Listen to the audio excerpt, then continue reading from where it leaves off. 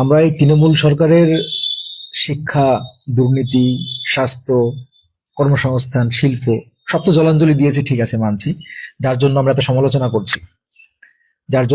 সমালোচনা করছি, যে ভাতা সবাইকে চাকরি দিয়ে দিয়েছে, 1500 টাকা করে ভাতা, লক্ষ্মী ভান্ডারে 500 টাকা বাড়িয়েছে। কিন্তু বাকি দল, আপনারা যাদের আনার আনার পরিকল্পনা করছেন, যে তৃণমূল তো জঘন্য, এবার তৃণমূলের থেকে তাহলে রেহাই পেতে হবে। তৃণমূল তোষণ করছে, তৃণমূল চাকরি খাচ্ছে, ঘুষ নিচ্ছে, তারপর তৃণমূল আপনার জোট চুরি করছে, যা কিছু বহুত কিছুই করছে, বা যেটা অন্যায় সেগুলো তো করছেই, দেখতে পাচ্ছি। আর লক্ষ্মী ভান্ডারে বাড়িয়ে দিয়ে, সামনে ভোটের জন্য লক্ষ্মী ভান্ডার বাড়িয়ে দিলেন। কিন্তু বাকি যে দলগুলো রয়েছে, তারা কি তারা কি প্রতিশ্রুতি দিচ্ছে?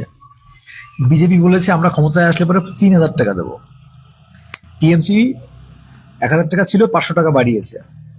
আইএসএফ লক্ষ্মী ভান্ডার দেবে বলেছে 5000 টাকা, আইএসএফ বলেছে 5000 টাকা। আর আপনার কি যে ইউপি বলেছে হচ্ছে লক্ষ্মী ভান্ডার দেবে 3000 টাকা। তাহলে আপনি কোন দলকে ভালো বলবেন?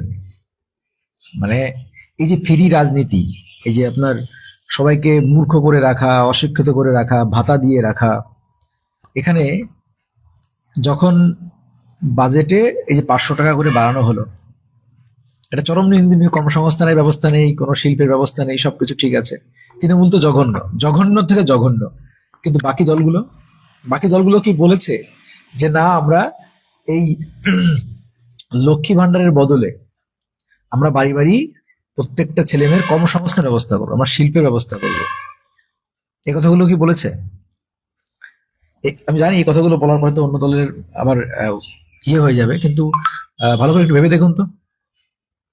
একটু ভেবে দেখুন তো, আমার দিদি তো শিক্ষা, স্বাস্থ্য, কর্মসংস্থান, শিল্প সব শেষ করে দিয়েছে। এটা আমরা স্বীকার করে নিচ্ছি, সব শেষ করেছে, সব দিক থেকে। আহ, নারীর ক্ষমতায়ন বলেন, যাই বলেন, সব দিক থেকে শেষ করেছে, মানছি, আপনাদের কথা মেনে নিলাম।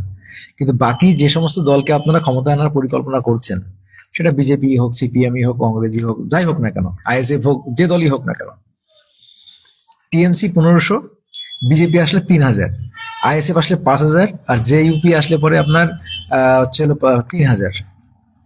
ঠিক আছে, ভাবো এবার।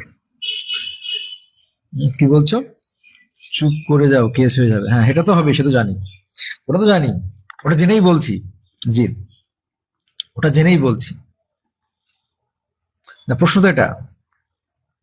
তাহলে পরে ভালো কোন দল? অ্যাকচুয়ালি প্রকৃত উন্নয়ন কর্মসংস্থান কে করবে? প্রশ্নটা থাকলো, কমেন্টে জানাবেন।